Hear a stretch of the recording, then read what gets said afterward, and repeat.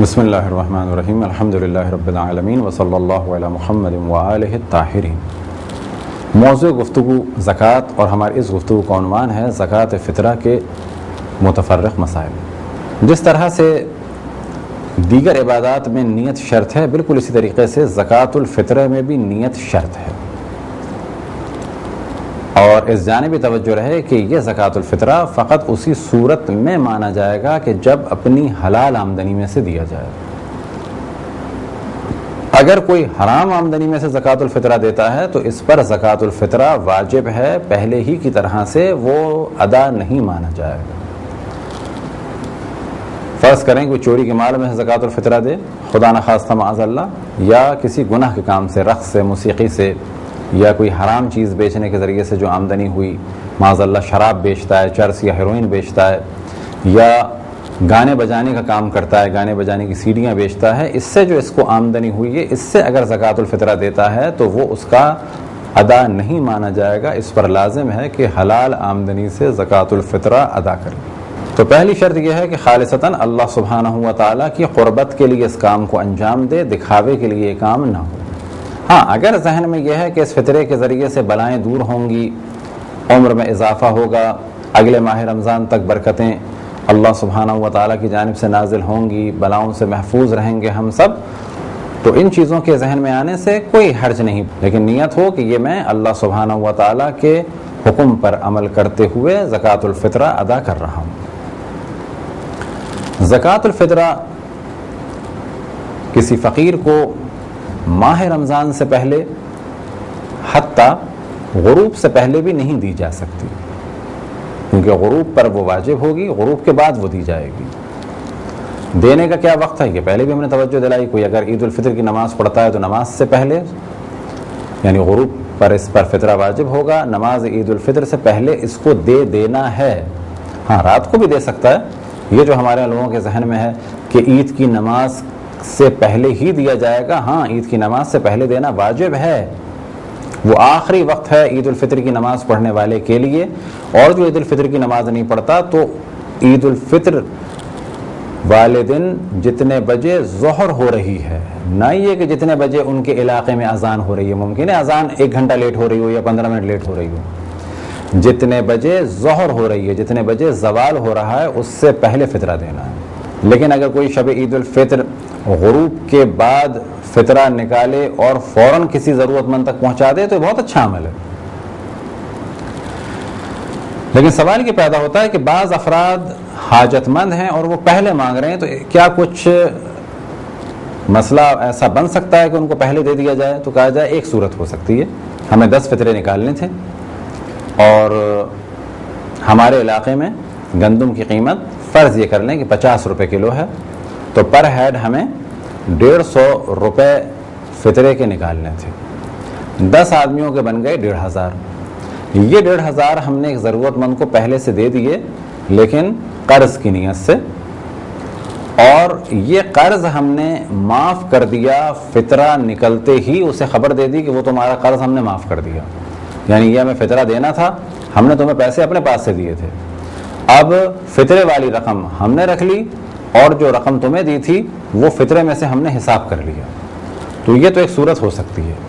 لیکن فطرہ پہلے نکالا نہیں جا سکتا، فطرہ قرض کے طور پہ اس کو دیا جا سکتا ہے اور معاف کیا جا سکتا ہے۔ اگر 10 افراد کہ جن کا ہم فطرہ نکال رہے ہیں، کیا واجب ہے کہ 10 کا فطرہ گندم کے حساب سے ہو؟ جائز ہے کہ ایک کا فطرہ ہم نے 3 کلو گندم کے حساب سے نکالا، فرض کریں 150، کھجور تھی 200 روپے کلو، ایک آدمی کا فطرہ ہم نے 600 روپے نکالا، کشمش تھی 300 روپے کلو، تو ایک آدمی کا فطرہ ہم نے 900 روپے نکالا، چاول ہم استعمال کرتے تھے 200 روپے کلو والے، تو ایک آدمی کا فطرہ ہم نے 600 نکالا۔ تو امکان ہے کہ ایک ہی گھر میں مختلف افراد کے فطرے مختلف چیزوں سے نکالے جائیں یا مختلف چیزوں کی قیمت کے حساب سے نکالے جائیں، یعنی 3 کلو گندم کے حساب سے، 3 کلو جو کے حساب سے، 3 کلو کشمش کے حساب سے، 3 کلو کھجور کے حساب سے، 3 کلو بھٹے کے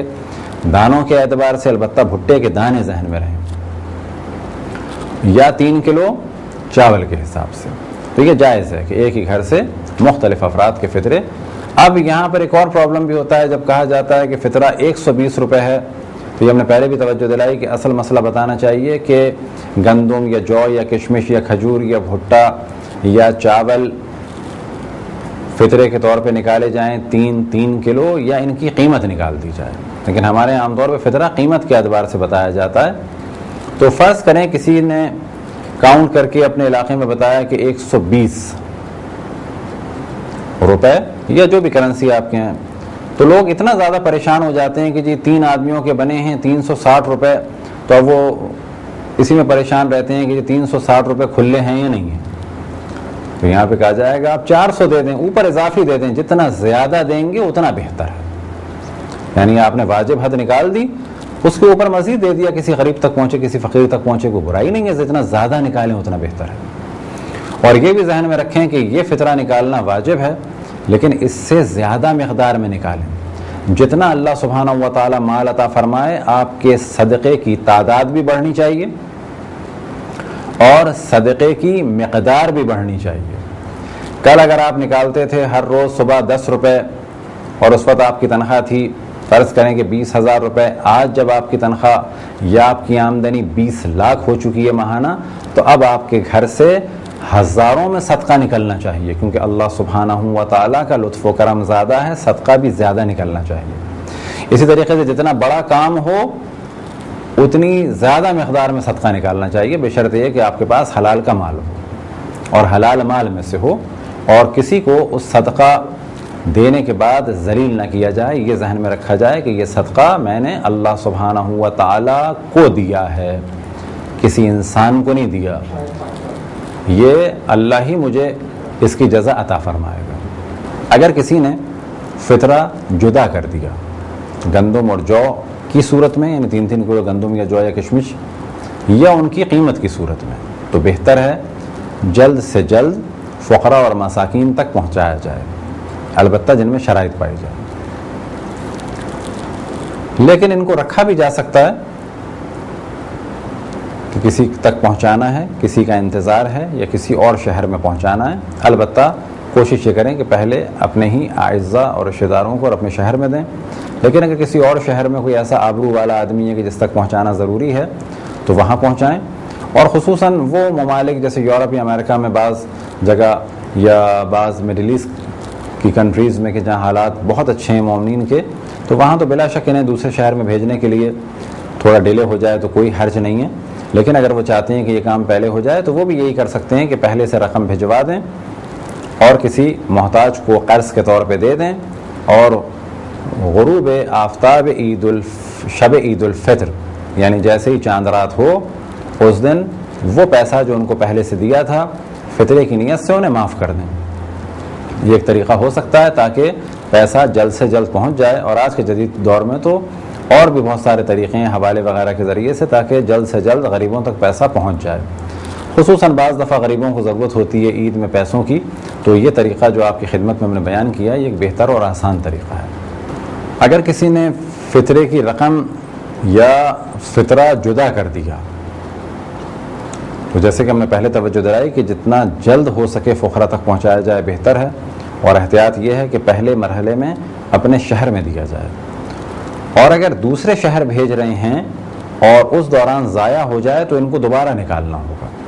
اسی طریقے سے اگر فطرہ نکال کے رکھ دیا تھا اور ضائع ہو گیا, فرض کریں کچھ کھانے کی چیز الگ کر دی تھی اور وہ ضائع ہو گئی, تو ان کو دوبارہ نکالنا ہوگا. کب کہ یہ فقیر کو دے سکتے تھے لیکن انہوں نے ڈیلے کیا, تو ایسی صورت میں ان کو دوبارہ نکالنا ہوگا. اور آخر میں مسئلے کی جانب توجہ دلائیں کہ اگر کسی نے فطرے کی رقم نکال دی, خمس میں یہ مسئلہ نہیں ہے, دیگر اور چیزوں میں مسئلہ نہیں ہے, لیکن فطرے میں یہ مسئلہ بہت سخت ہے کہ اگر کسی نے فطرے کی رقم نکال دی, فرض کریں کہ 100 روپے کسی علاقے میں فطرہ تھا